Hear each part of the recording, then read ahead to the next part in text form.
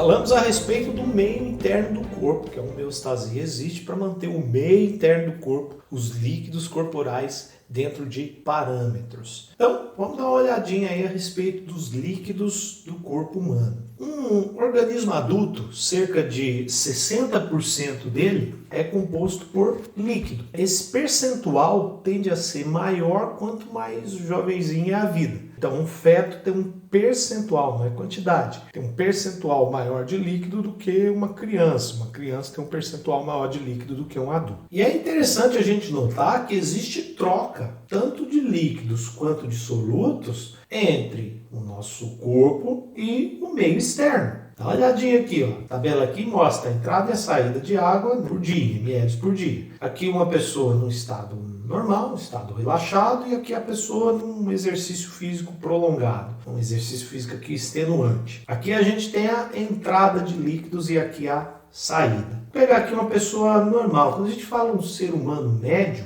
no estado normal, então no estado normal, estado de repouso. O ser humano médio é um ser humano em torno de 70 quilos. Então ele ingere aí 2 litros e 100 ml de água. Tem a água do metabolismo, em torno de 200 ml. O nosso corpo tem a capacidade de produzir água. Essa água é chamada água metabólica. Então, produz aí, entra no corpo 2 litros e 300 ml de água. E por onde que sai essa água? Sai pela perda insensível pela pele. Essa perda pela pele não é o suor. A nossa pele ocorre evaporação de água. Essa evaporação é contida por uma camada de colesterol que nós temos na nossa pele. Pessoas, por exemplo, que sofrem queimaduras muito extensas, uma das preocupações da equipe de saúde é essa pessoa não se desidratar, porque ela perde essa camada de colesterol e a evaporação de água pela pele passa a ser muito grande. Aqui, no caso, uma pessoa normal no estado de repouso, 350 ml de evaporação por dia. Nos pulmões, tem também uma perda insensível. Essa perda fica evidente quando você respira na frente do espelho. Você perde água pela respiração. Suor, em torno de 100 ml.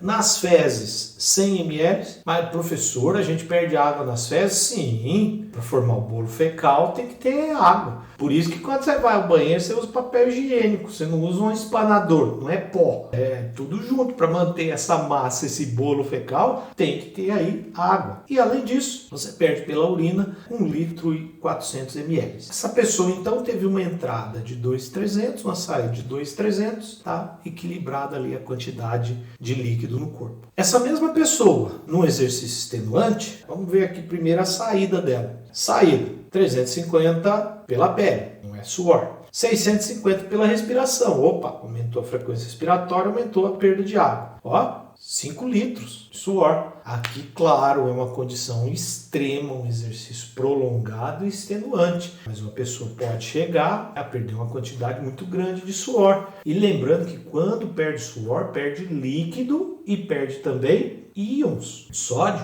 potássio, perde cloreto. Então, se uma pessoa que perdeu uma quantidade muito grande dessa de suor tomar água pura, ela pode ter uma intoxicação por água. Até água demais, né, na quantidade exagerada, pode intoxicar.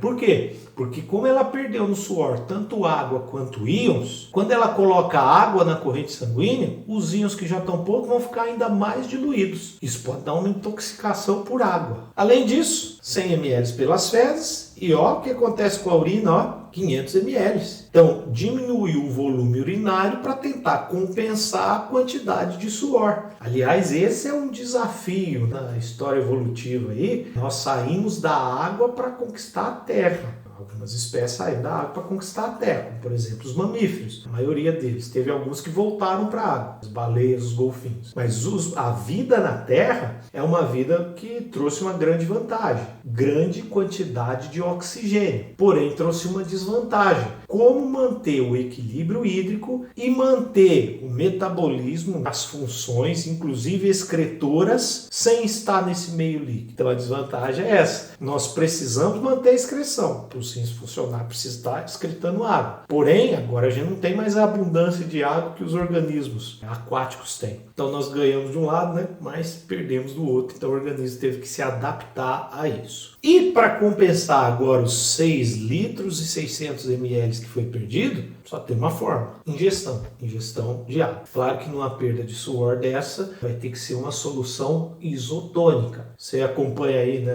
os esportes, já viu numa maratona? O maratonista pega um copo d'água, o que ele faz com um copo d'água? Ele não bebe, ele joga na cabeça para resfriar o corpo. O que ele toma é uma solução isotônica, que tem tanto líquido quanto íons. E esses líquidos, Deus é organizado. Esses líquidos, eles estão no nosso corpo dentro de compartimentos líquidos do corpo humano. Está compartimentalizado. Por isso que uma pessoa, né, a gente vê, nossa, olha que moça bonita, né? Tá passando ali, de repente já virou uma poça d'água. Não vira uma poça d'água. É porque essa água, ela está compartimentalizada. Então, dá uma olhadinha aqui, ó. Os principais compartimentos dos líquidos corporais é: meio intracelular. Então, dentro da sua célula, tem líquidos. Tem líquido no núcleo, tem líquido no citoplasma, no citosol. Esse líquido é chamado de líquido intracelular. Entre as suas células, tem líquido. Então, entre as células tem um espaço. Esse espaço entre as células é chamado de espaço intersticial. No interstício tem o líquido intersticial, que ele é líquido intersticial. E dentro dos vasos, tem líquido dentro do sistema cardiovascular. O sistema cardiovascular, a gente fala, o sistema cardiovascular humano é um sistema fechado. Por que ele é fechado? Porque o sangue circula ou dentro do coração ou dentro de vasos. O sangue não sai do coração e dos vasos. Quando o sangue sai do coração e dos vasos, nós chamamos isso de hemorragia, saída de sangue dos vasos sanguíneos. A maioria das hemorragias são patológicas, 2 são fisiológicas. A hemorragia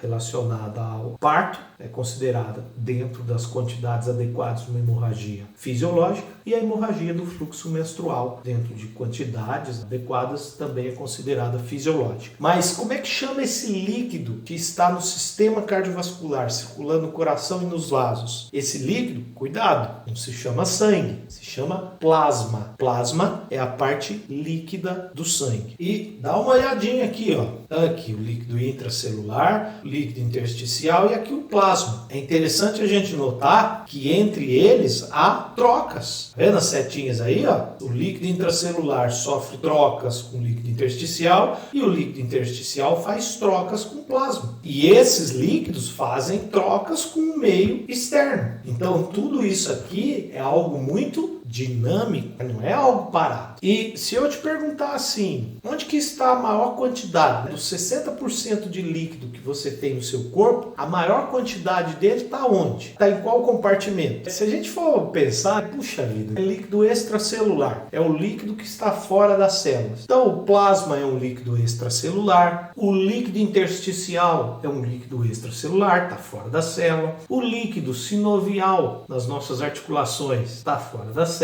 o líquido que banha o sistema nervoso central, chamado de líquor ou líquido cefalorraquidiano, também é um exemplo de líquido extracelular. Ah, professor, então eu acho que a maior quantidade de líquido é líquido extracelular, é leque, líquido extracelular. Não é. Embora a gente tenha vários exemplos de líquido extracelular, dos 60%, 2/3 estão dentro das suas células. Não podemos esquecer que você tem 100 trilhões de células aproximadamente no seu corpo. Então é muita célula para caber líquido. A imensa maioria dos líquidos do nosso corpo estão dentro das células.